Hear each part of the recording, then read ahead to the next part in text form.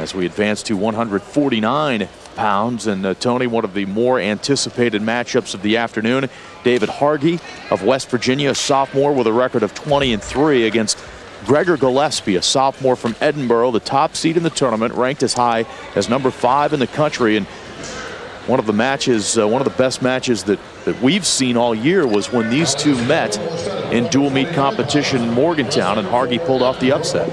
Well, it was kind of surprising too, because Gillespie had the advantage, was up on top, and Jauregui came back pretty strong and actually wore Gillespie down a little bit. So we're going to see what happens here. Gillespie great at twisting and turning, and does a lot of, I wouldn't want to call them unorthodox kinds of things, but likes to roll around. So Edinburgh with the first of its 4 wrestlers in the finals, and Gillespie goes right after David Jauregui. Nice single leg. Throws it by and has a 2-point takedown. So Gillespie scores first. Well, Colin, this is a key match, not only related to who's first and second in this particular weight class, but in the team race, that Edinburgh wins this match and they split that gap a little bit more. Makes it very difficult for West Virginia to close the gap, and Jauregui wins, makes things a little tighter.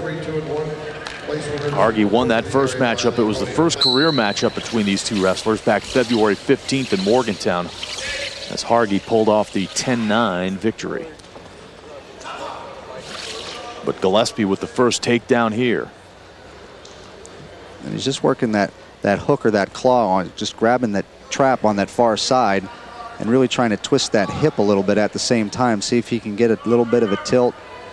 You're kind of going in 2 different directions a little bit there, and it gives you an opportunity to turn him either way if Jauregui makes a mistake.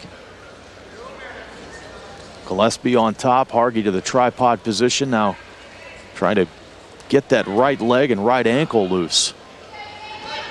And you can see how much weight Gillespie puts on being top heavy. Jauregui's got it, the hand down, he's got it isolated, and there he's able to cut through and get the escape. Gillespie spent exactly 1 minute on top there, so it's a 2-1 lead for Gillespie. Final 90 seconds of period number 1.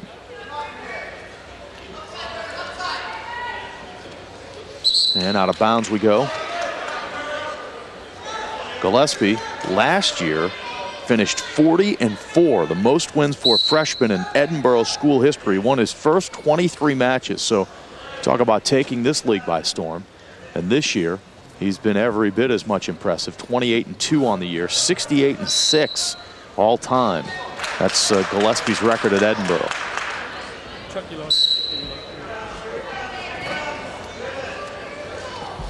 Jauregui's got to be careful, because what Gillespie likes to do, tap on the top, and then as you're stepping in, takes that nice shot. He attempted it that time. Jauregui was able to counter.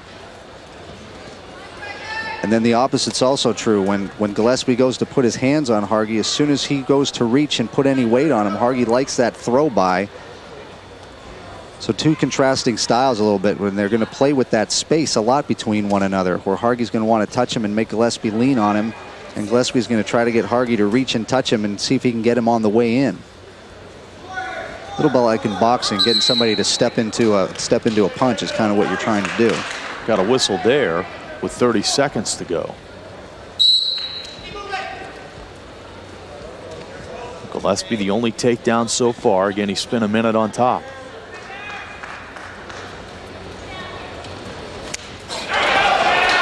Great move by Jauregui to score 2 right on the boundary. So Jauregui takes a 3-2 lead with 13 seconds left in the period. So he did the same thing. Reached a little bit, he got him to pull slightly, and bang, went right in there and knocked him over. Jauregui with the quick move and the 2 points to take the lead. And he'll try and stay on top here the final 10 seconds of this period. Jauregui holding on as Gillespie tries to get out. The clock will expire here for the period, and an excellent first period. Gillespie and Jauregui, and we see Jauregui's quick move. Gillespie off balance, and the West Virginia wrestler gets the takedown. And just exactly what we said, it was that arm throw, tried to throw him by, and Gillespie kind of went to run away from him because he knew it was happening, and Jauregui followed it right back to him. So Hargy with a 3-2 lead as we begin period number 2. Nice single by Gillespie. The same single that he shot, very similar single that he shot that he scored on initially. Got the leg up in the air. Hargy trying to scramble out of bounds, and Gillespie had those tippy toes in, and did they award the points? I'm not sure. What are they going to call that? Because he's on the mat. No, they're going to call that neutral. Well, Hargy a break there, as Gillespie was straining to keep those toes in bounds, but he doesn't get the takedown, but he's in quickly on another shot. Another nice single leg. He goes to reach down to the ankle to see if he can pick it all the way up. Is unable to do so. As Hargy locks again, grabs that wrist, which makes it again hard to relock and hard to see when you go to let go of it. He tries to post that wrist, and now Gillespie in a little bit of trouble. He's got the front headlock, but he tries to shrug that off. And this was very reminiscent of the match in Morgantown, Kyle, where both wrestlers really just attacking one another. Hargy has been on the defensive for a large portion of this one, but again, the quick move to get the takedown, and now Hargy and Gillespie go out of bounds. He's done a great job defending what Gregor Gillespie has thrown his way. Gillespie getting a little slow going back to the middle of the mat. That's one of the things that happened in Morgantown, Kyle, was Hargy wore him down a little bit, and now he's just backed him straight off the mat. Greg Turnbull up, wondering about a stall warning there, perhaps. As we look at the very successful coach at Edinburgh, Tim Flynn, we talked about his success at the top of the show. In his 10 years, Edinburgh has just dominated this league. Final 25 seconds, period number 2. Ride time not a factor. It does favor Gillespie at 44 seconds. Out of bounds again. Well, Gillespie, though, those shots and the energy that he's expended in trying to finish those shots, just little kind of technical things. There he was again, try to shoot one leg and then trick him by going to the other leg, and Hargy was too far away from him. Final seconds of period 2 ticking down, and David Hargy of West Virginia is going to go into the third period with a 3-2 lead on Edinburgh's Gregor Gillespie. Well, Gillespie's going to take down, and obviously I'd be surprised if Hargy's able to ride him out. We're probably going to end up with a 3-3 score, but what he's got to be able to do is see if he could take a little bit of that riding time off. Hargy again, a mountaineer who's come from California, native of Santa Ana, California. Gillespie from Webster, New York. Both of these wrestlers sophomores. There's the escape point for Gillespie. So here we go, tied 3-3 with 1:43 left, and the ride time not a factor. Hargy in on a shot, trying to finish. He was in on the shot, Kyle, and he almost had the other leg, but let it go. Gillespie's trying to sit around that corner. Hargy knows that, is trying to go the other way. There's Gillespie turning back toward him, and they end up in the exact same spot again. Hargy trying to bull Gillespie over. Gillespie's in good shape here. He's trying to sit. They're trying to spin around.